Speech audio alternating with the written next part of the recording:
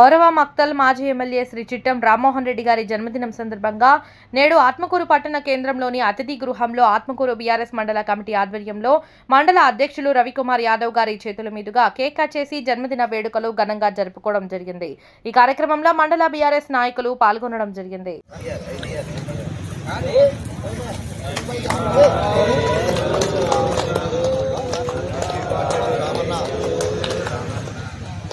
రామన నాయకత్వం వర్ధిల్లాలి రామన నాయకత్వం వర్ధిల్లాలి రామన నాయకత్వం వర్ధిల్లాలి చందన రామన్న జై రామన్న జై రామన్న జై రామన్న రామన నాయకత్వం వర్ధిల్లాలి